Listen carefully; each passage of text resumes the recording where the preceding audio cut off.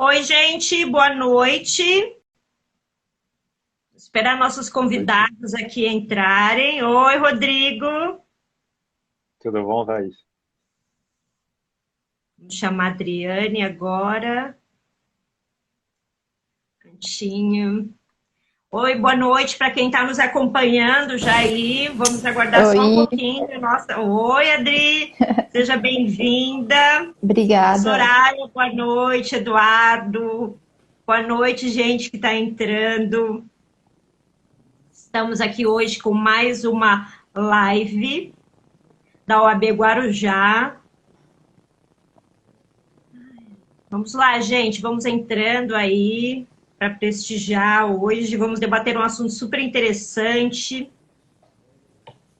Trouxe até exemplos físicos para vocês verem aqui do que é o trade dress. Vai ser bem legal aqui hoje. Vamos lá.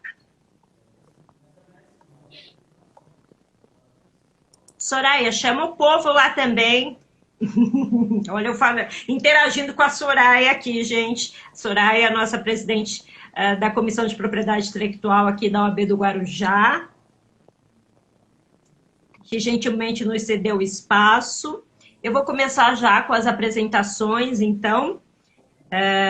Gostaria primeiramente de cumprimentar o nosso presidente, Caio Augusto Silva dos Santos, nosso presidente do OAB São Paulo, por todo o apoio a todas as subseções do Estado e a Advocacia Paulista. Agradeço ainda ao presidente da OAB do Guarujá, doutor Marcelo Henrique Garcia, pelo espaço proporcionado aqui ao nosso trabalho e, como eu já mencionei, a nossa querida presidente da Comissão de Propriedade Intelectual, doutora Soraya Embaçaí de Mello. É um prazer estar aqui, estou participando da idealização aí das suas lives, é um trabalho muito bacana que você vem fazendo, e aqui ao lado de dois queridos colegas, também membros da Comissão de Propriedade Intelectual, da qual faço parte também.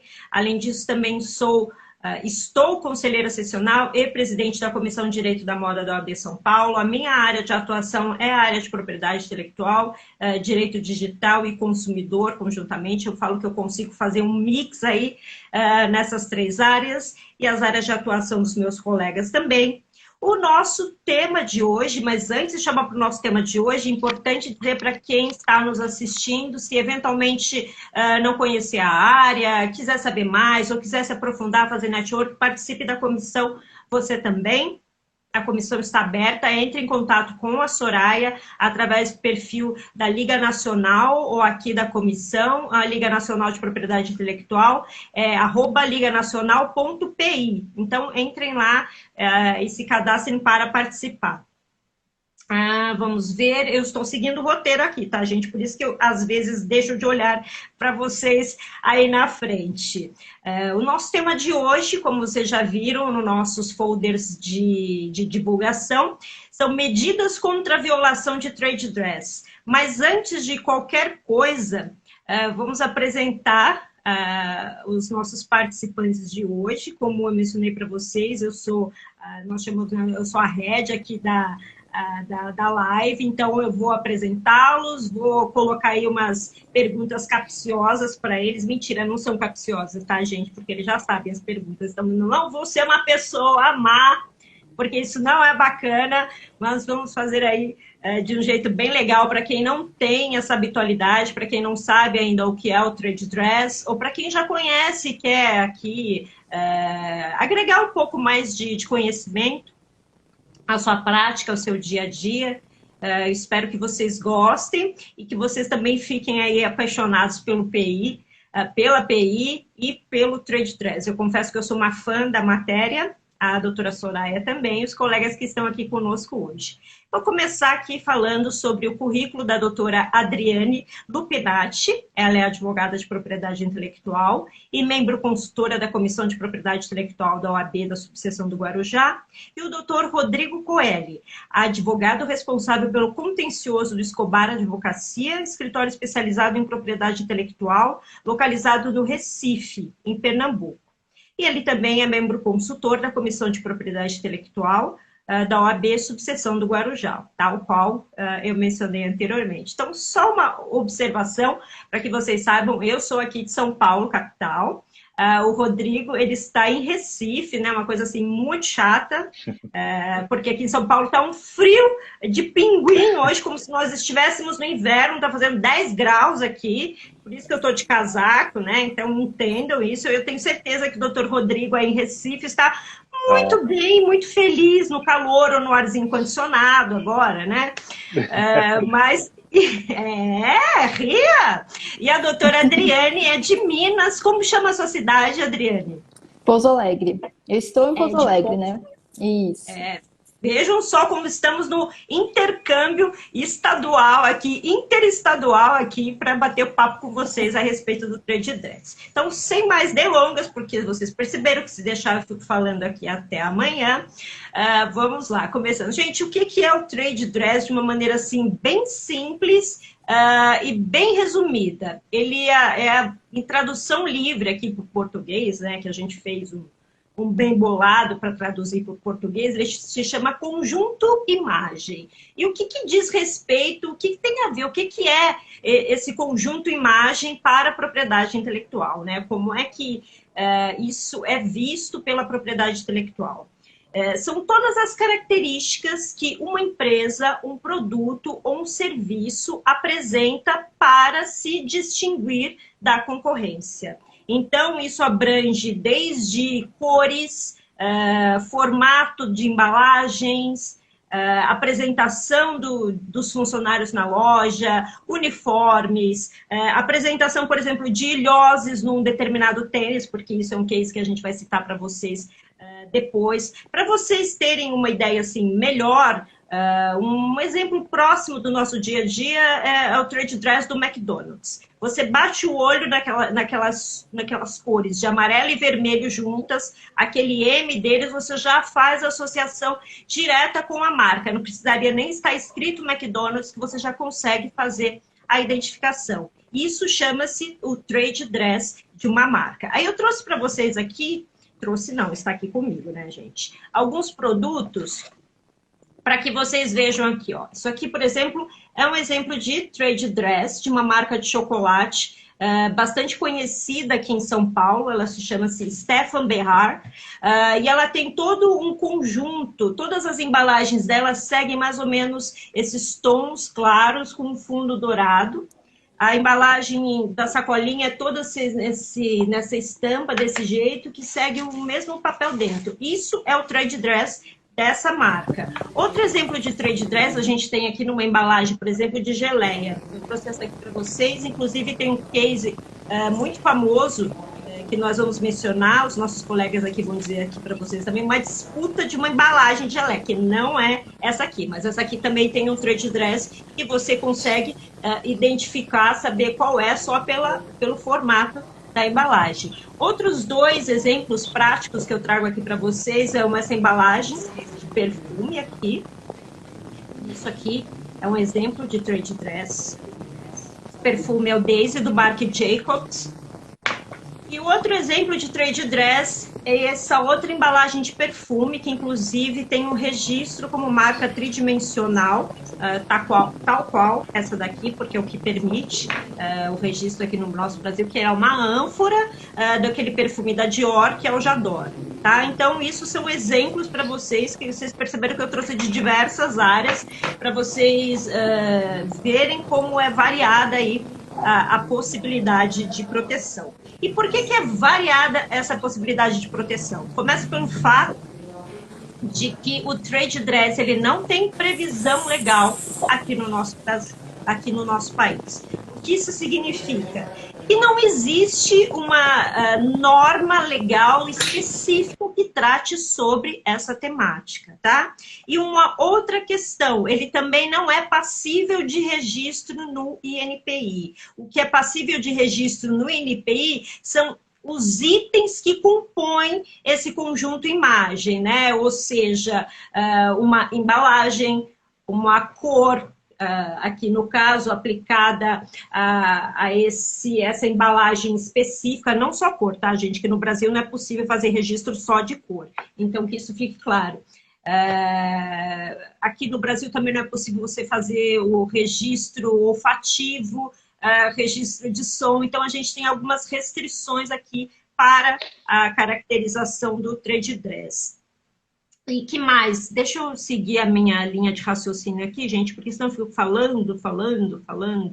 Já falei que não é possível, porque não tem tipificação legal, não pode ser feito registro no INPI, mas é importante dizer também que, assim como a propriedade intelectual, de uma maneira geral, a proteção ela tem um amparo constitucional, incidências do Código Civil, do Código do Consumidor e da legislação de propriedade industrial por conta da concorrência desleal, que é uma consequência de violação do trade dress, que os nossos convidados vão mencionar daqui a pouco aqui para vocês. Vocês vão entender assim melhor como que isso se caracteriza. Inclusive, os nossos tribunais, as nossas jurisprudências, elas são assim muito variadas, esparsas. Eu brinco que tem para todos os gostos, né? Tanto para um lado quanto para o outro. Se você foi uma marca violada ou se você foi o violador, vocês vão encontrar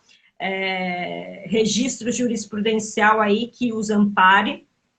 Já teve decisões dos nossos tribunais superiores também, inclusive eu estou com uma aqui na minha frente que fala justamente que por não existir tipificação legal e por não ser passível de registro, todas as situações de ocorrência de violação de trade dress para a caracterização da concorrência desleal, elas têm que ser analisadas caso a caso. Está aqui de uma forma assim muito explícita. Quem quiser depois me manda um direct, faz uma menção, coloquem aqui alguma informação, que aí eu mando para vocês o nome do recurso especial para vocês pesquisarem. Mas a maioria vai nesse sentido, de que não há uma definição, né, uma exigência, cumpriu 3 requisitos, né, distintividade, confusão no consumidor, ou cópia de mais de imitação de mais de um elemento, enfim, a gente tenta chegar num consenso, assim, mas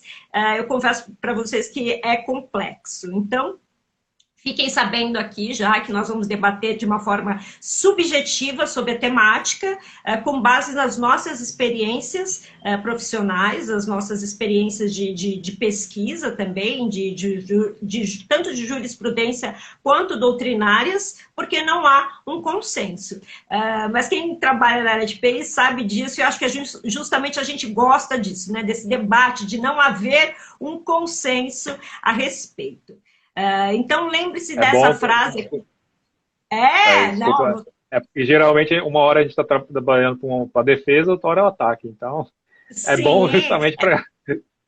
Sim, é bom que a gente já vai juntando assim, um leque de situações e de decisões que favorecem tanto um lado quanto o outro, né? Então, fique com essa frase que eu grifei aqui para vocês, que as sutilezas do trade dress, elas são muito específicas, e o que separa a concorrência desleal de uma prática, de uma legítima prática competitiva, é algo muito sutil também. Então, cabe aos nossos tribunais, obviamente, municiados com todas as provas possíveis e cabíveis, inclusive provas periciais, isso é muito importante dentro da esfera do trade dress, são necessárias. Então, vamos passar agora para os nossos convidados.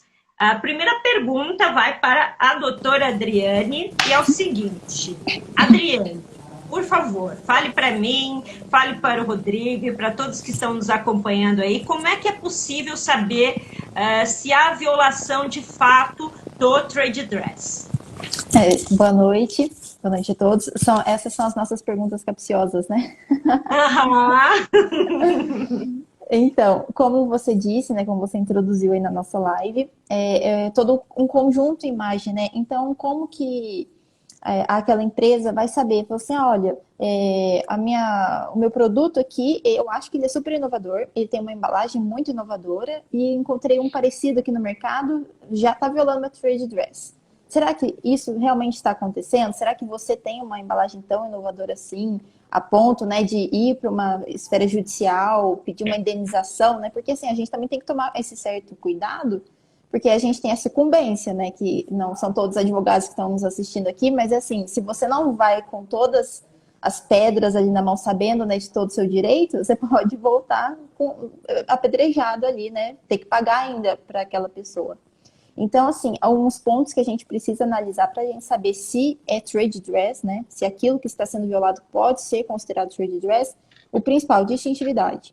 A gente precisa saber se, de fato, aquilo é distintivo no mercado, se a gente está falando, né, de algo um pouco mais inovador, porque não adianta também ser uma embalagem.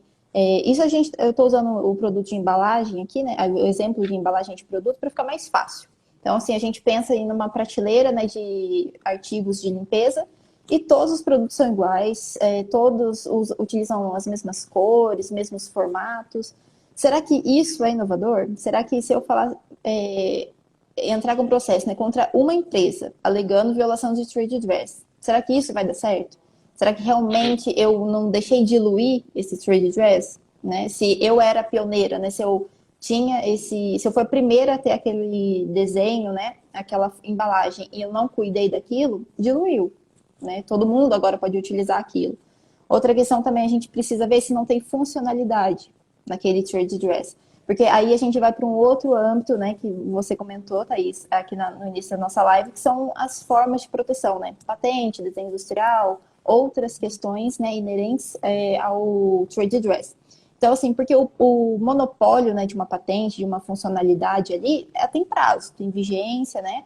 Então, assim, para o mercado crescer, evoluir, a gente não consegue dar um monopólio eterno para uma função, senão a gente não evolui, né? A gente não vai ter tecnologias ali melhores a cada ano.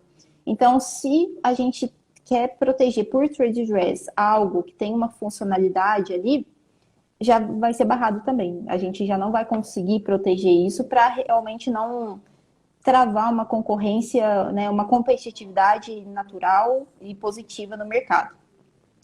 Outra questão aqui também, que eu já comentei, né, da diluição do sinal, e também uma coisa que é interessante a gente levar em consideração é o grau de instrução, né, dos consumidores.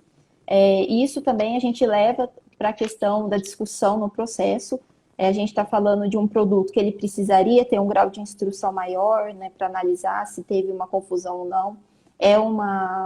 Aquele consumo daquele produto é rápido. Eu estou passando no supermercado, peguei o primeiro que tem ali na frente, chego em casa e falo assim, nossa, achei que fosse da marca X porque é a mesma cor, ou não. Ou é um produto que você tem que sentar com calma, analisar, ver, né, todos os fatos ali, todas as descrições daquele produto para você efetuar a compra. Tudo isso é levado em consideração para você saber se é trade dress que está sendo violado ali, né? Se não são outras questões que estão sendo violadas. Então, Thaís, eu acredito que seja muito importante analisar esses pontos antes da gente já notificar, já entrar com o processo alegando violação de trade dress. Primeiro, a gente precisa saber o que eu tenho é trade dress, eu protegi esse trade dress. Eu acho que o Rodrigo vai até comentar um pouquinho na fala dele, né? Como que se protege um trade dress, como que a gente pode, né, atuar de forma preventiva ali também, para depois não ter problemas, né, na esfera judicial ali. Sim. É justamente isso que aí eu vou passar agora para a primeira pergunta para o doutor Rodrigo, que aí eu acho que ele já pode dar até uma puxadinha, né? Gente, pensem, ela citou o exemplo da área de limpeza no supermercado. Eu tenho que confessar para vocês que eu sou uma virginiana que tem mania de limpeza. Então, a parte de limpeza do supermercado é uma das minhas favoritas aqui, assim.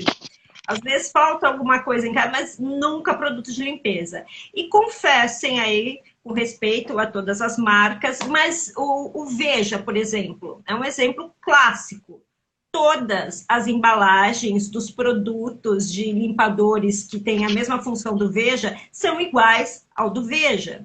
Eventualmente, eles mudam de cores, mas o formato da embalagem é idêntico para todos os produtos. E se você não olhar com atenção aquele produto que você está pegando, você se confunde, sim, no momento de puxar ali da prateleira, para saber, esse é o mesmo que eu quero, ou eu quero um da concorrência, ou eu quero esse que é mais barato, enfim, não importa. São todos parecidos. Então, passem a observar essas sutis diferenças aí quando vocês forem passear no mercado. Doutor Rodrigo, sua vez agora de responder aqui para a gente. Estão me acusando de violação de trade dress. Chegou uma notificação extrajudicial para o meu cliente, ele me ligou desesperado, falou, doutor, chegou uma notificação aqui, estão dizendo que eu cometi uma violação de trade dress. O que é isso? O que eu tenho que fazer? Me ajuda, por favor. Doutora Thaís, prazer estar aqui. Antes mesmo de começar de te responder, eu vou pedir licença para fazer um agradecimento para a doutora Soraya, que foi a idealizadora que iniciou essa comissão. E também acho que ela está sendo uma grande responsável pela democratização da propriedade intelectual hoje no Brasil.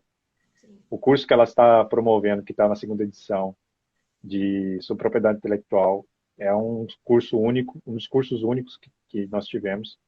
Em geral, a propriedade intelectual, elas são, todo mundo que já está nesse ramo há muito tempo sabe que são cursos caros, de difícil acesso, e ela, de certa forma, ela conseguiu democratizar e trazer muita gente para essa área e fazer que essa discussão ela ganhe grande repercussão.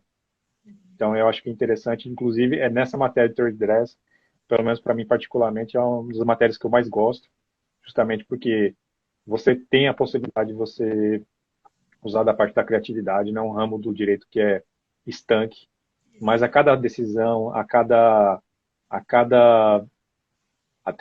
até decisões, até ações novas, quando a pessoa vai entrar, da mesma forma que o violador do trade dress, ele usa a criatividade para violar a marca, da mesma forma, a pessoa que cria um trade dress novo, ela usa a criatividade para criar um produto novo, um serviço que se aparenta diferente dos concorrentes. O advogado que trabalha em propriedade intelectual, ele também tem que usar criatividade. Usar criatividade tanto para a área do ataque, vamos dizer assim, é o que a gente chama do ataque, que é para realizar a defesa do seu cliente, do trade dress do seu cliente, e também da defesa.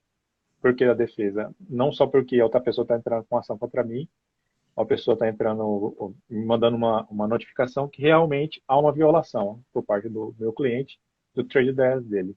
Então tem que ser feita uma análise, caso a caso, para verificar se realmente há uma violação do trade dress. Nós, hoje, no direito brasileiro, nós não temos um registro para trade dress. Há algumas formas de se cria-se alguns, vamos dizer assim, atalhos para criar, por exemplo, em marcas. Nós temos o registro do figurativo, onde muitas vezes tenta-se registrar o que seria um trade dress de uma embalagem, e vamos dizer, cria-se um atalho que não é um registro do trade dress em si, mas na prática acaba sendo.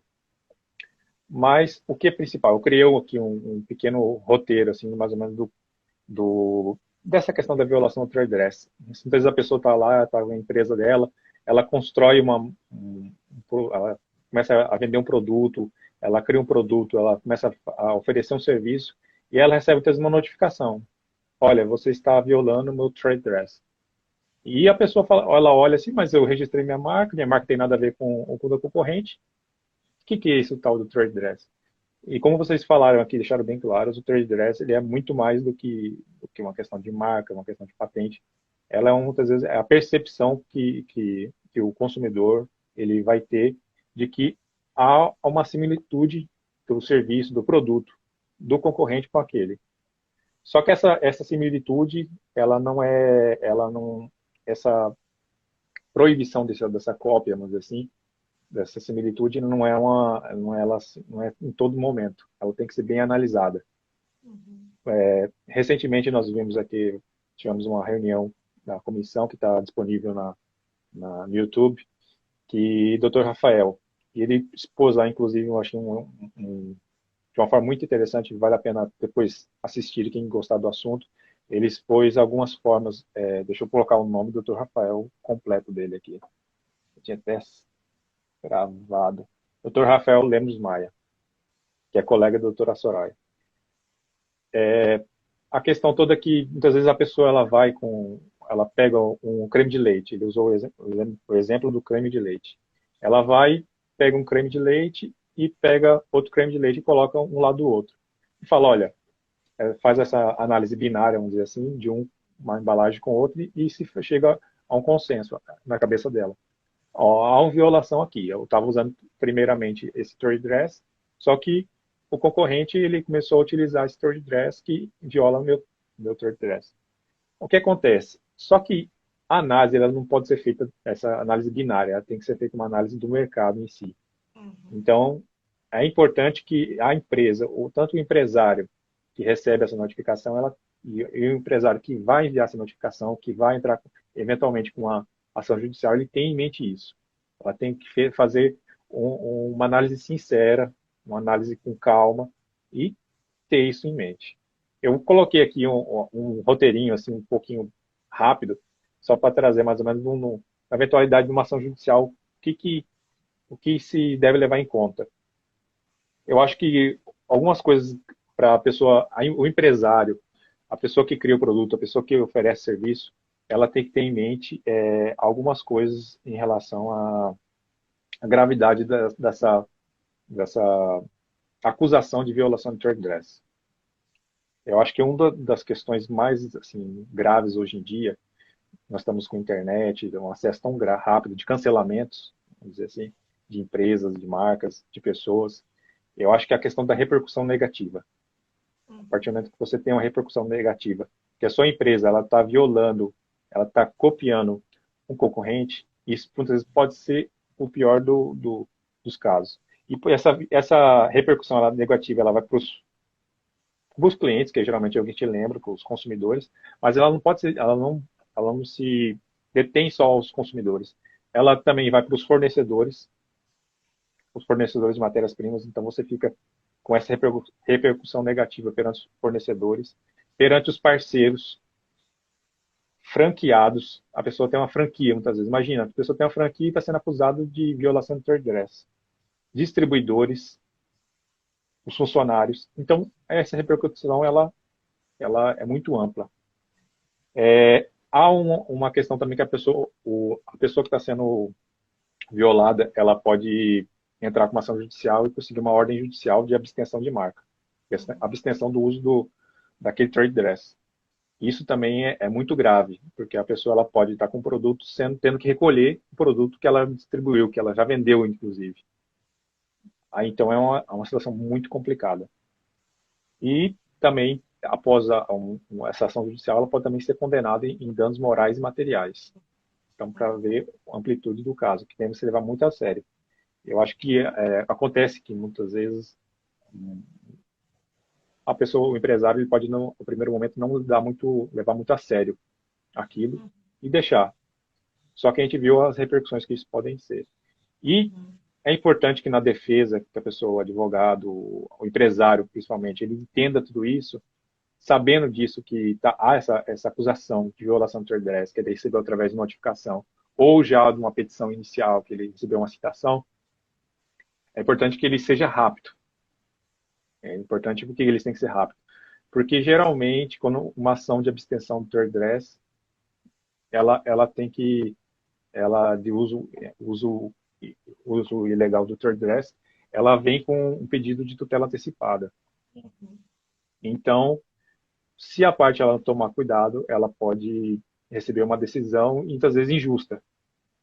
Igual nós falamos agora do creme de leite.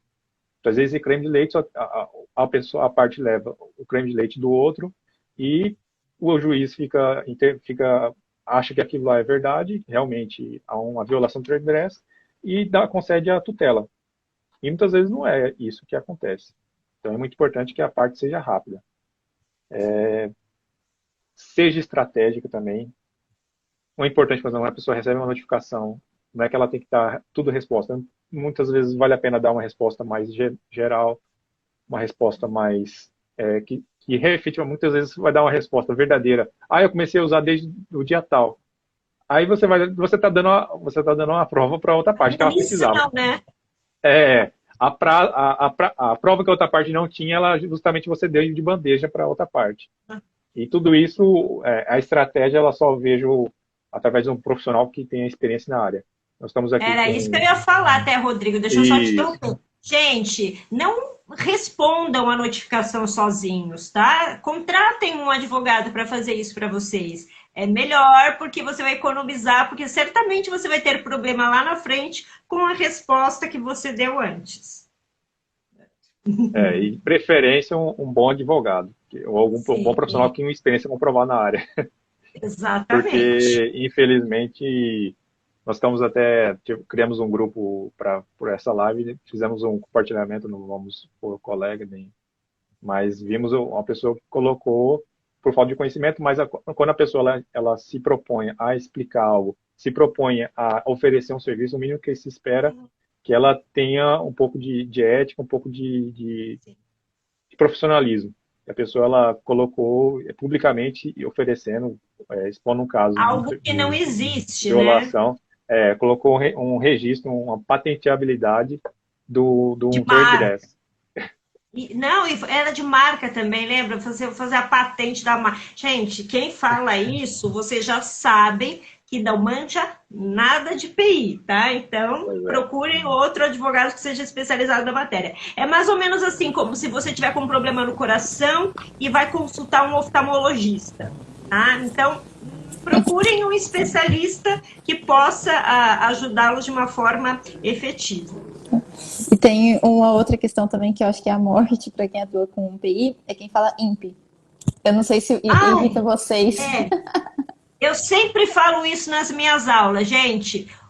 Fica a dica, se você conversar com a colega advogado e ele falar INPE, você já sabe que ele não está sabendo do que se trata, porque é INPI, tá? INPE é outra coisa, você já deve ter ouvido na televisão, Instituto de Pesquisas Tecnológicas lá, né? Não tem nada a ver IPT, INPE, INPI, tá? Que é o Instituto Nacional da Propriedade Industrial.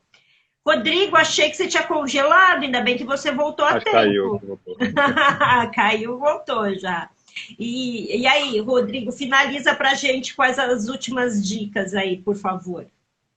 Eu acho que é interessante a pessoa o advogado, quando ele vai conversar com um empresário, ele ser bem sincero. Eu acho que tem que ser uma análise interna, essa é uma análise cliente, mais ou menos como, vamos dizer assim, fazendo uma analogia, porque a acusação aqui, querendo ou não, é de um crime. A violação é de concorrência desleal. Então, da mesma forma, dizer assim, paralelamente, não se tem o mesmo peso, claro, e geralmente não se chega até a via criminal, mas da mesma forma que há essa relação de confiança do advogado, do penalista, do criminalista, quando tem o seu cliente preso, ele tem que contar o que aconteceu efetivamente.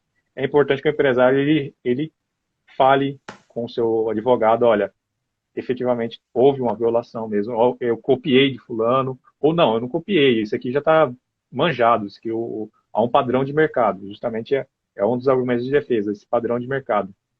E, então é importante que a empresa faça essa análise, muitas vezes nem é ela que faz, ela terceiriza essa parte criativa, e é importante que entre em contato e verifique, olha, foi como que chegou até esse design, até esse desenho, foi criado nada? Não, já há um padrão de mercado, já há outros que utilizam, já manjado, vamos dizer assim. Então, é importante essa análise sincera.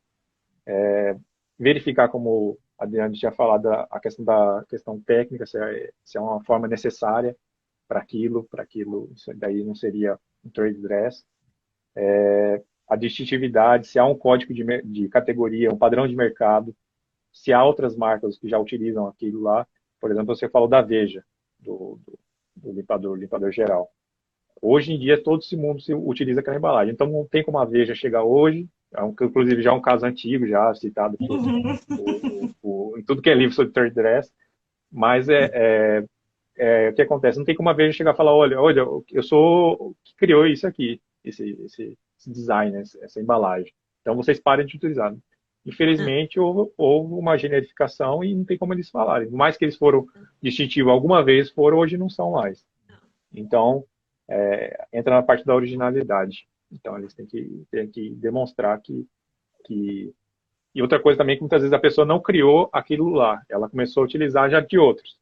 É importante Sim. quando uma pessoa fazer essa defesa, ela verifique. Muitas vezes foi um terceiro que criou, ou muitas vezes nem criou, mas no mercado brasileiro, acontece muitas vezes, no mercado brasileiro, muitas vezes há uma demora do mercado exterior. Cria-se alguma coisa, um produto, um serviço fora, alguém já chega internamente no Brasil, começa a trabalhar com aquilo e chega a empresa posteriormente. Aí há uma discussão.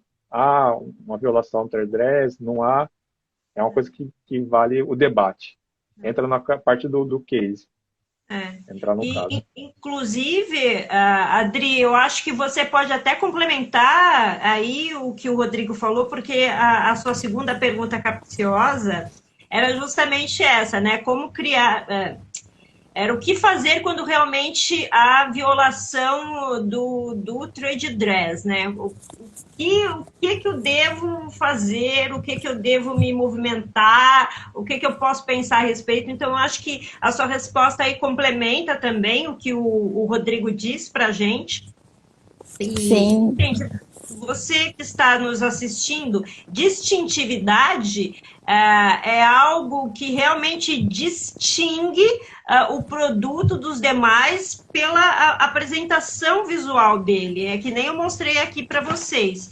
Vocês concordam comigo que isso aqui é uma distintividade clara? A gente não vê no mercado uma embalagem desse jeito facilmente. Não, porque a gente bate o olho e já faz a identificação da marca. A mesma coisa a ânfora do J'adore da Dior. Então, isso é uma distintividade.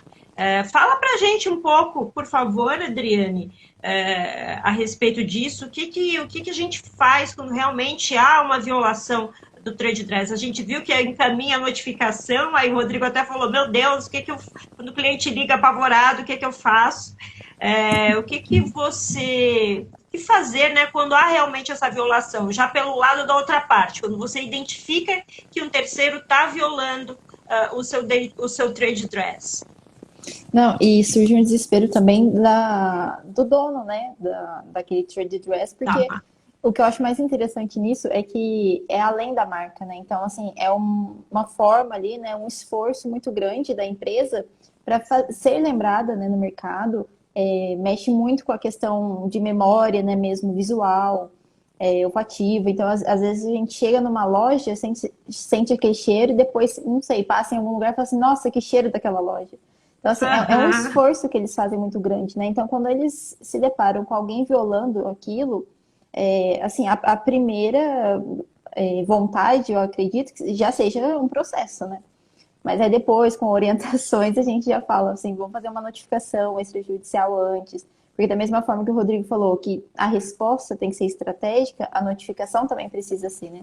A notificação, por si, ela já é uma estratégia muito interessante na questão de conseguir uma tutela depois, né? Porque você já demonstra ali que você teve uma tentativa, você tem aquela urgência de resolver aquele caso e a outra parte não está colaborando. Então, fica mais fácil para o juiz, né, já conceder, né, aquela liminar que você vai precisar para que, de fato, aquela pessoa retire os produtos da prateleira. E, assim, como você tinha comentado no início, o trade dress não é nem só de produto, né? Então, a questão de estabelecimento. Se você entra numa loja e tem a mesma percepção de uma outra, pensa, nesse caso, a loja vai ter que ficar fechada. A loja, assim, você vai ter que tirar as mobílias, né, o mobiliário todo. Então, assim, é muito complicado mesmo. É uma ação muito agressiva para o negócio da pessoa. Então, essa questão da notificação, ela também vai auxiliar para você saber como, né, e com quem você está lidando do outro lado. Se é uma pessoa realmente que, assim, não fazia ideia do seu produto, às vezes é um pouco difícil de acreditar, né, mas às vezes realmente acontece. Bem difícil, né? Mas eles sempre alegam a boa-fé. Né? Nossa, eu nem sabia que você existia, né? Uma vez eu já recebi uma resposta de notificação dessa, e assim, o cliente para o qual eu trabalhava num escritório muito grande, né? O cliente para o qual a gente trabalhava era uma multinacional, e o outro lado vinha e responde, eu não sabia nem que você existia. Não dá, né, gente? Então vamos ter cuidado aí com a atenção com as respostas que são dadas aí na notificação, né? Lembrando, sempre Sim. consulte um advogado especializado na matéria. E ainda mais quando a gente está falando de violação de trade dress no mesmo ramo de atuação, né? Então, assim, fica muito difícil de acreditar que realmente não tinha conhecimento daquilo, né? Se vamos por ser número 1 do seu mercado, como que você não conhece? Né? Então, assim, é uma questão ali de pegar uma carona na fama, né? É muito presente. E, Mas, aliás, então, esse tal para pegar carona é um dos atributos aí da concorrência desleal, que é justamente sim, você se aproveitar da fama e do investimento alheio para benefício próprio, né? exatamente. Isso dentro do mesmo ramo ali, né? E fora seria o parasitismo, no caso. É. Mas aí depois da notificação você vai ter uma resposta, né? Em alguns casos eu acredito que você nem resposta vai ter. A pessoa não vai estar nem preocupada com aquilo, assim, mas a sua parte você já fez. E isso no processo você vai narrar também, né? Que assim, não houve nem tentativa de conciliação. Nisso você já tenta pular uma audiência de conciliação, que nesses casos realmente ela quase nunca existe. Não tem muito o que conciliar ali, né? Assim, talvez um acordo, mas assim, aí a outra parte vai ter que ceder, vai ter que aceitar, né, que houve de fato a violação, o que geralmente não acontece, esses processos são muito longos. Mas passada essa questão da notificação, já seria medida mesmo judicial, não resolvendo, né, não tendo nenhum tipo de acordo, a empresa também, né, não comprando o violador, porque isso pode acontecer também, né? Falar assim, já quero tirar você do mercado. Sim. Já pega e Você não tira, vai né? parar, né? Eu te compro, então, né? Sim, às vezes até um benefício, né, para o violador, dependendo da Então. proposta. Já faz um abatimento ali do prejuízo que ele já causou, né? Sim, Então o valor da compra já fica, da aquisição já fica bem melhor. é assim, um acordo de cavalheiros, né? Sim. Mas aí, passando para a medida judicial, até o Rodrigo depois ele complementa essa questão das tutelas em si, né? Mas aí já seria, infelizmente, realmente uma ação pedindo, né, abstenção, aí a gente pode colocar essas tutelas, né, para retirada, assim, com extrema urgência, e por isso essa questão da notificação vai auxiliar muito. Você, como eu disse, você vai conseguir comprovar para o juiz que houve, sim, houveram várias tentativas, né, para Boa realmente, fé, né? sim, vai mostrar a sua boa-fé, vai mostrar a questão de que você não está abarrotando o judiciário, né, você tentou resolver isso antes, então você simplesmente não está querendo só mais um processo ali. E a questão também de você pedir já uma indenização, né? É claro que você pode colocar um valor ali como base, né? Mas depois, no decorrer do processo, você vai pedir documentação. Geralmente, são vários fatores, né, que a gente vai analisar a indenização, mas pode ser pelo lucro, né, que essa outra empresa teve, que tecnicamente, né, automaticamente é um lucro que a sua empresa deixou de ter, porque aquele consumidor deveria ter comprado o seu produto e não do violador. Então, todas essas questões da indenização são analisadas. Seria muito interessante também já levar um parecer técnico, né? Contratar um perito ali particular para já levar para o juiz. Porque nisso você já, desde o início, você já vai convencendo ele. Aí, na hora que chega para a contratação mesmo, né? No bojo ali, judicial mesmo, um perito, o perito, querendo ou não, ele também vai analisar esse outro parecer que você juntou. Então, assim, são mecanismos, né, mecanismos, são formas que você já leva praticamente o processo pronto. Fala assim, juiz, ó, é isso que está acontecendo, eu já pesquisei, já vi tudo no mercado, realmente está ocorrendo a confusão ali, né? Os consumidores ou estão confundindo ou estão pelo menos associando, e isso não é nem necessário que ocorra, né? Mas que se já existir a probabilidade disso acontecer, já teria uma violação. Então, acho que o Rodrigo agora pode complementar essa questão da tutela, dessa urgência em si, né? Mas, infelizmente, não respondendo notificação já seria realmente a ação judicial. Então, Eu acho não que a deixem de Adriane já... responder. Pronto. É. Mas a Adriane, eu acho que já colocou já bem o caso já. Eu acho que o, tudo que você pôs, Adriane, acho que cabe muito bem. Você pode trazer um parecer já técnico. Isso agrega muito valor. Você também mostrar. Eu vejo pouco, assim, muitas vezes nas ações iniciais. Geralmente a pessoa tenta trazer já a marca que houve a violação. Mas talvez muitas vezes interessante já a pessoa que vai entrar com a ação, ela mostrar como funciona o padrão de mercado e mostrar que não há um padrão de mercado em relação ao trade dress, que na Uhum. verdade a violação é daquela pessoa que fez que fez aquela violação. Agora a questão que eu acho interessante também, que a gente tanto quando você vai fazer esse pedido, essa tutela antecipada, geralmente um bom escritório que se preze após a tutela, como as nossas ações de propriedade intelectual, elas não são ações de massa, são ações que fogem, às vezes, do padrão do juiz, que o magistrado, que o assessor do magistrado ele está acostumado, com o que o desembargador está acostumado. É interessante sempre fazer esse despacho. A pandemia agora ficou um pouco prejudicado, a gente faz esse despacho virtual, que muitas vezes não tem a mesma, pelo menos no meu parecer, não tem O a mesma approach. qualidade. Apesar que hoje em dia você pode fazer antigamente você tinha essa dificuldade de fazer um despacho quando você tinha um processinho do Estado, hoje se facilita muito. Mas você trazer aquilo. E como o despacho, a questão do trade dress não é só para questões visuais, mas grande parte do que nós trazemos, dos processos, são de questões visuais.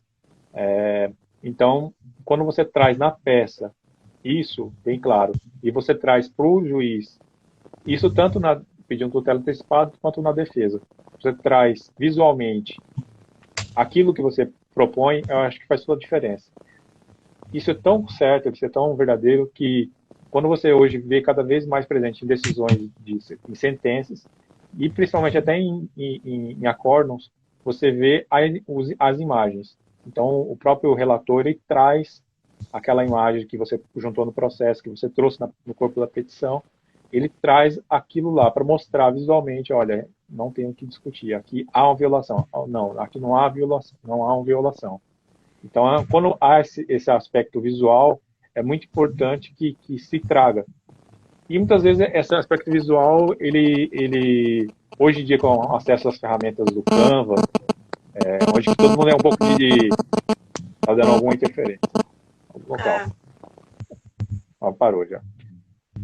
Hoje hoje todo mundo tem um pouco de design. Então todo mundo tem que criar o seu Instagram. Então a pessoa ela tem que aprender um pouco de design, porque hoje Photoshop o Photoshop é um programa caríssimo. Nem vou entrar no mérito daqueles que violam, que usam irregularmente o programa, mas é um programa caríssimo, então o acesso é muito difícil.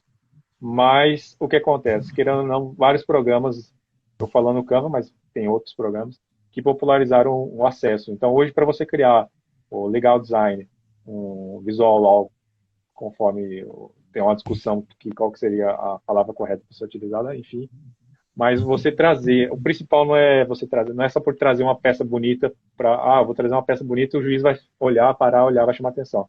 Mas principalmente é traduzir a peça que você produz, seja de defesa ou de ataque, vamos dizer assim, ela é uma comunicação. Você está se comunicando com o juiz. Então é importante você trazer essa comunicação. E essa comunicação, já que você está falando de algo visual, é importante que você traga recursos visuais. E pelo menos na parte da minha advocacia, eu utilizo muito até o Google Imagens para ver concorrentes para procurar. E é importante tanto você e ser na parte do contencioso, quem tem um dia a dia no contencioso, ele tem que ter assim muito enfático. Então, nos defesa a pessoa tem que ser muito combativa, ou seja, no ataque também. Não quer dizer que a combatividade ela foge das regras, a pessoa ela faz combatividade pela combatividade, mas ela na busca do cliente, dos interesses do cliente. E de certa forma isso ela pega e procura demonstrar de forma clara qual que é o direito do seu cliente. Isso ajuda, inclusive, um acordo que possa existir futuramente. A partir do momento que você traz o direito do seu cliente de forma clara, o acordo depois, às vezes, vem mais fácil. Você mostra, não houve a violação.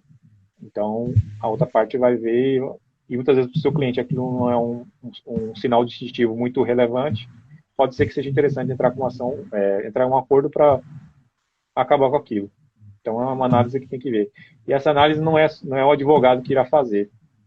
Eu acho que do que é interessante entrar na discussão, não. Nós estamos aqui para servir o cliente. Então, se o cliente ele entra naquela questão de conversa com o cliente, com o empresário, para saber, efetivamente, esse sinal distintivo que faz alguma diferença para você, muitas vezes não vale a pena a briga. Então, é uma análise que depende do cliente, ele que tem um empresário que vai saber, não, é um sinal que para mim faz diferença.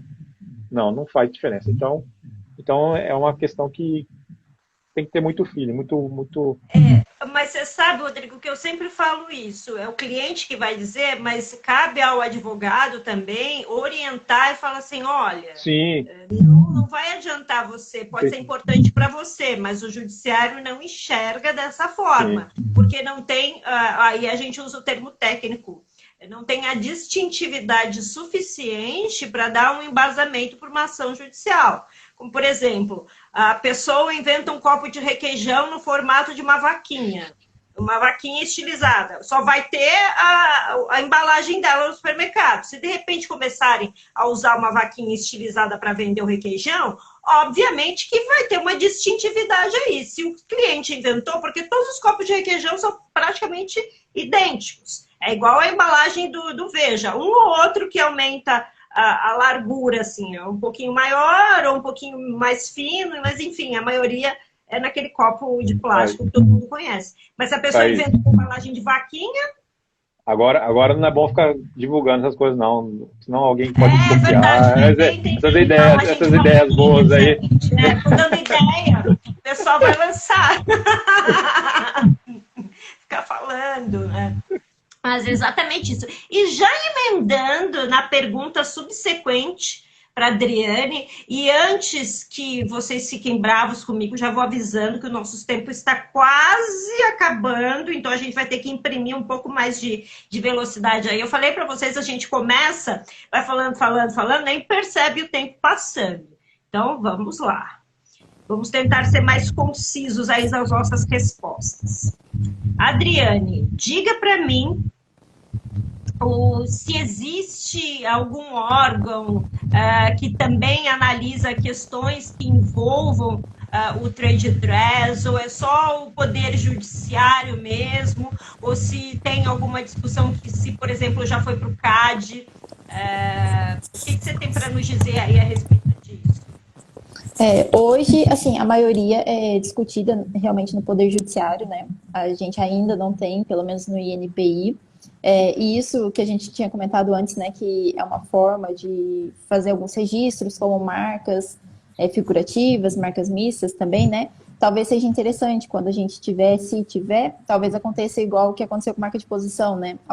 Todas aquelas que atenderam o requisito, né, que já tinham registro e hoje se adequam, né, à marca de posição, vão ser transformados em pedidos, né, de marca de posição.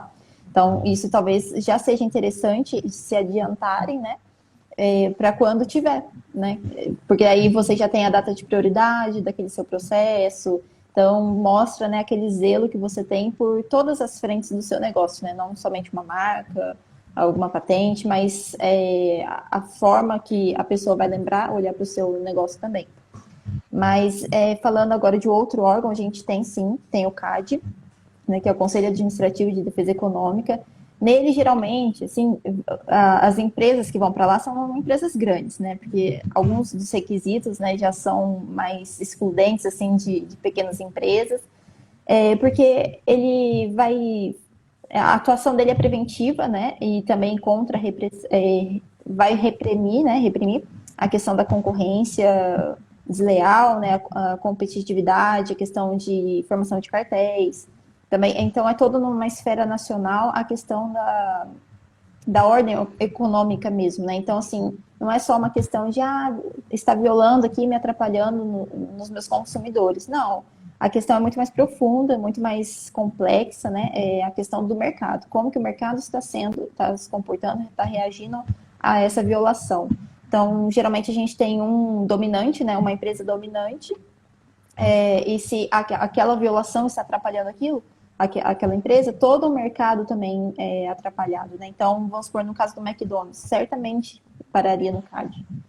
Então, assim, porque você pensa, vários McDonald'zinhos, né, vários estabelecimentos no estilo de McDonald's surgindo. Imagina a confusão no mercado que ia acontecer, questão de desvalorização da marca de McDonald's, né, a questão de confusão do público, porque, igual o Rodrigo tinha falado, é todo um sistema. Tem confusão ali a questão de fornecedor, de franquia, como que a sua marca vai continuar valendo, né? Como que vão ficar seus contratos de franquia naquilo, sendo que você não protegeu o seu trade dress. Então, por isso que o CAD, né, nesse momento, ele atua. Então, hoje seria a questão do Poder Judiciário mesmo, essas questões mais específicas, né, mais pontuais do CAD e, quem sabe, INPI também, né?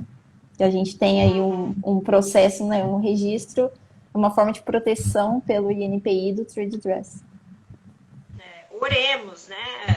O nosso INPI já avançou aí bastante, você até mencionou com a questão das marcas de posição.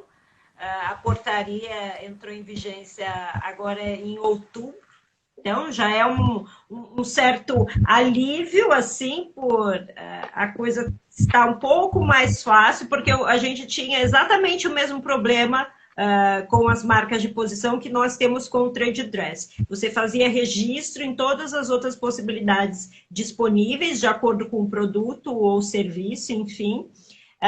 E se eventualmente acontecesse alguma discussão judicial, aí tinha que se analisar caso a caso. Agora, isso vai facilitar um pouco mais a nossa vida, tendo vamos dizer assim, um regramento pré-estabelecido, né? O que seria interessante que existisse aí para o trade dress. Gente, rapidamente, só tem uma pergunta aqui nos nossos comentários, que é o Lorenzo, que está perguntando de um produto desenvolvido que não foi registrado, por exemplo, uma taça e o produto tornou-se popular, entre outras várias empresas, se cabe uma alegativa de trade dress aí. Olha, eu vou dizer para você que o exemplo que você mencionou para eles é muito difícil, porque um dos requisitos para você ter violação de trade dress é causar confusão no consumidor por conta da distintividade do seu produto. E se não for um produto plenamente distinguível, vamos dizer assim, como eu mencionei antes lá, dei o exemplo da embalagem da vaquinha para o requeijão e os copos que já existem no mercado, se não for algo assim muito diferente, que o consumidor bate o olho e fala, nossa, olha isso, que diferente, eu não vejo possibilidade. Aí a gente vai cair naquele lugar comum de que quando lançou, alguém teve o seu momento de distintividade que depois passou, como foi o caso da embalagem da Veja. Por isso que eu sempre recomendo, gente, antes de colocar o seu produto ou serviço no mercado, faça a proteção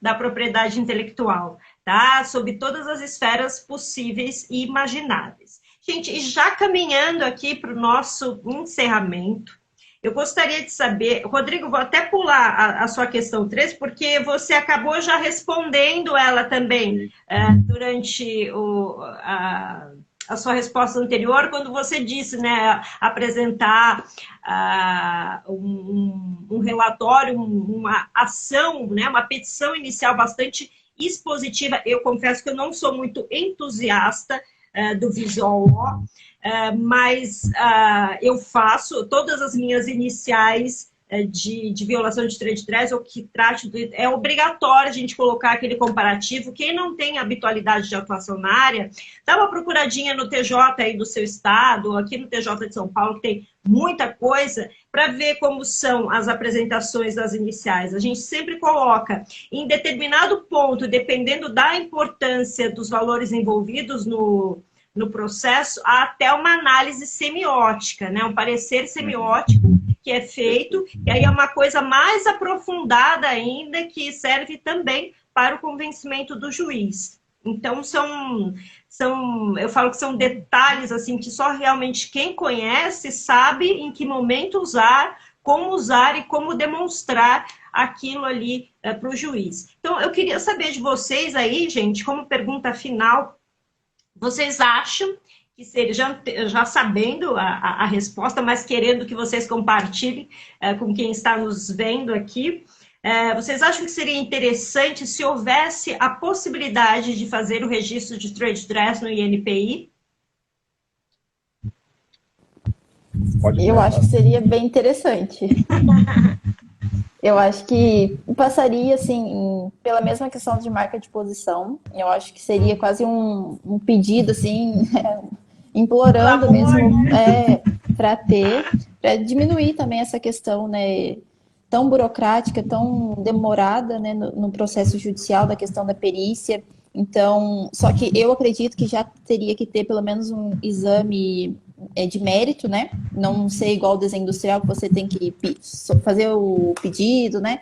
Então, acho que não deveria ser somente um depósito, uma concessão simples. Eu acho que teria que acontecer igual a marca mesmo, igual a patente, né? É um processo um pouco mais demorado, mas vai ter certeza que os requisitos foram preenchidos, para não congestionar ainda o judiciário, né? Porque não adiantaria nada ser igual ao desenho industrial, né? Sem exame ali, sem o pedido de exame, e depois vai desembocar de novo no Poder Judiciário para analisar se os requisitos foram seguidos ou não, né? Então, exatamente. Então, eu acho que assim, seria muito interessante, auxiliaria muito, mas eu acredito que teria que ter essa dedicação ali, né, dos examinadores, nesse momento do exame de mérito. E você, Rodrigo? Sigo o que a Adriane colocou. Eu acho que, de certa forma, se houvesse esse tipo de registro, ia facilitar, assim, tanto para a pessoa que é o titular desse eventual registro, ele realizar essa defesa, porque já você parte já quando você vai fazer essa defesa judicial, você já tem um registro, é muito mais fácil para comprovar para o juiz que você tem aquele direito, e também para os concorrentes saberem dessa limitação. Então, aqui eu não posso, assim, até aqui eu posso pisar, depois daqui eu não posso. Então, eu não posso fazer essa cópia, vamos dizer assim. E, de certa forma, já ocorre na prática. Algumas pessoas já fazem um registro, como eu tinha falado no começo, do que seria a embalagem, a parte visual da embalagem como marca, faz esse registro como marca. Então, de certa forma, é interessante. A parte que talvez seja o contra, que tem que verificar, é tudo uma análise, tem que ser como vai ser construído, como seria construído esse registro. Teria que ser, provavelmente como foi agora para marca de posição, uma discussão muito boa para ser bem feito. Porque muitas vezes... Isso. E para uma análise também, se a pessoa não tiver esse registro, quer dizer que ela não tem aquela proteção do trade dress? Será que necessariamente esse registro é interessante? É bom, mas e se ela não tiver o registro? Ela não vai ter a proteção, então não vai, ou ela vai continuar tendo a proteção. Então é uma análise que tem que ser feita também. Se, mesmo ela não tiver tendo a proteção, o registro, ela vai continuar tendo a proteção, porque ainda persiste a vedação, a concorrência desleal, né? Sim. E é interessante a gente observar, para quem está nos assistindo aqui, gente, que, como eu mencionei lá no início, e eles também falaram aqui ao longo das exposições, para a concorrência desleal se caracterizar, que é uma consequência de violação do trade dress, é preciso o cumprimento de alguns requisitos. Além da distintividade, você precisa ter uma atuação no mesmo nível de mercado, ou seja, o público-alvo tem que ser o mesmo. Não pode ser, por exemplo, um produto que é direcionado para a classe B e faz uma violação de trade dress, vamos supor, para a classe A, entendeu? Não, tem que ser o mesmo público-alvo de consumo, porque senão deixa de ser concorrência desleal e vira um aproveitamento parasitário, como a Adriane tinha mencionado ali para vocês. Então, percebam aí como são várias informações, várias nuances que só realmente um advogado especializado na matéria vai saber te dar um suporte ali naquele momento. Então, por favor, gente, consultem sempre o advogado, orientem aí os seus clientes a procurarem alguém que realmente tenha essa competência, que é para saber fazer essa distinção que vocês viram que a gente debateu aqui hoje. Para finalizar, gente, eu queria saber se vocês têm algum exemplo curioso aí para deixar para o nosso público, alguma situação que, obviamente, vocês não tenham atuado como advogados e que seja de conhecimento público, né? Porque a gente sabe que tem alguns cases, como eu mencionei, o case da geleia lá, da Ritter e da Queensberry, é muito comum, todo mundo conhece. Como o Rodrigo disse, tem todos os livros de trade dress também, junto com o case do Veja, então a gente não está falando nada de novo aí. Se vocês têm algum outro exemplo aí nesse sentido que podem compartilhar com quem está nos assistindo. Antes aqui de entrar na nossa live, eu estava dando uma olhadinha em alguns exemplos, e tem um que eu acho que vai ser muito fácil de todo mundo entender, que é do posto, né? O posto BR, aquela questão da... Não sei como é que chama o nome técnico, né? Aquelas fachadas na parte de cima, bandeira, né? Do posto, sim. Isso, como se fosse a bandeira, né? Mas é toda aquela fachada mesmo, todo deles ali, né? Eles alegando que tinha um outro posto utilizando também com faixa verde, amarela e branca, com a posição da marca também num cantinho esquerdo ali, geralmente, né? A questão da posição de placas também de preço, muito parecido com o posto BR, inclusive também com um slogan deles, né? Que é de olho no combustível. Aí desse violador estava de olho no produto. Então, assim, foram todas essas alegações, mas trazer isso, né, que todo mundo vai, abastece o carro, então a gente vê de longe essa fachada e fala assim, nossa, é um posto BR. Você vai, você confia, né, você quer abastecer seu carro naquele posto, e quando você chega lá, às vezes você nem sabe, e às vezes você vai embora achando que é o posto mesmo, né, porque pelo menos aqui, quando você para estacionar, né, para abastecer, não tem várias placas, né, informando que você está no posto BR. Ou você já sabe onde aquele posto fica, ou você identificou realmente por essa fachada, né? Você viu de longe e foi, parou seu carro ali e está abastecendo. Então, assim, e também não é um produto, né? Então, eu achei esse exemplo muito interessante para trazer, para a gente, de fato, ver que é o estabelecimento também, né? O estabelecimento também pode ter o seu trade dress violado. Sim. Você já teve decisão nesse sentido, favorável ao BR? Eu acredito que sim, eu não cheguei a ver a decisão, mas eu acho que é um processo um pouco mais antigo. Que eu fiquei curiosa agora, porque mas depois eu não acho muito distintiva, né, a fachada do BR, mas enfim, é minha opinião pessoal, tá? BR, colegas advogados do BR.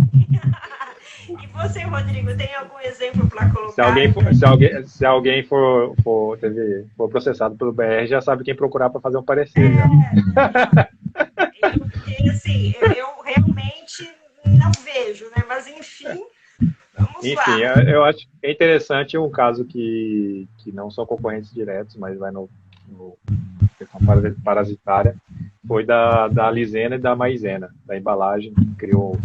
A Alizena colocou um produto que é para cabelos, que imitava, que tem esse costume, algumas influências, blogueiras, de usar o amido de milho para usar no cabelo. E aí pegou a ideia de colocar isso e colocar no produto. Alguém muito inteligente colocou, já que vai produzir, vou vender já para o próprio país. Aí a pessoa que colocou, além de vender o produto, falava, vou pegar aquilo que já é, vamos dizer assim, de certa forma até há uma generificação, apesar de há uma discussão que eles conseguiram um alto renome para a maizena, mas é interessante você ver que eles usaram a mesma embalagem, pegaram o formato da embalagem, um jeito muito parecido, muito similar, e trouxeram para isso. E houve uma condenação. Há outros casos também que teve da China Box. Aí é um caso um pouco mais antigo, que teve alguém que colocou, era o Y-Box, se não me engano, e usava aquele estilo. Só que há uma discussão, que hoje em dia, por exemplo, se você vê muitos concorrentes, muitas empresas, você entra no iFood e vai ver muita gente vendendo comida naquele tipo de embalagem. Já está meio que generificado. Aí entra uma discussão. Muitas vezes aquilo que... Queijão, né? Aquilo que antigamente, há pouco tempo, estava como estava, dizer assim, era um trade dress daquela empresa, hoje em dia pode ser que já se tornou padrão de mercado. Sim, concordo. Ai, gente, olha, foi um prazer. Tenho que dizer para vocês que estão nos assistindo aí, muito obrigada pela audiência. A gente vai salvar e deixar aqui disponível na página da OAB Guarujá, para vocês acompanharem, quem tiver curiosidade. Gostaria de agradecer a partilha de conhecimento de vocês. Foi um prazer fazer parte aqui do nosso trio de outubro, com a nossa live. Espero que a gente possa repetir ano que vem. Soraya, muito obrigada pelo espaço, muito obrigada ao OAB Guarujá, na pessoa do seu presidente, Marcelo, obrigada pelo espaço, presidente Caio Augusto Silva dos Santos, muito obrigada por todo o apoio. Acompanhe os trabalhos da OAB Guarujá, acompanhe os trabalhos da Comissão de Propriedade Intelectual e siga a Liga Nacional de PI. E antes que eu me esqueça, né, porque eu não lembro nem se eu falei o meu nome no início ou não, gente, meu nome é Thaís Toski, tá? Porque eu falei, e eu não me recordo, eu lembrei que eu não estou no meu perfil, né? Então, meu nome é Thaís Toski, quem tiver interesse também é acompanhar. Todos nós aqui temos páginas e divulgamos nosso trabalho. E até a próxima. Gente, digam o seu tchau aí pro pessoal. Tchau, pessoal. Tchau, qualquer pessoal. coisa à disposição, qualquer dúvida, qualquer orientação. Até a próxima, mais. gente. Até mais, tchau.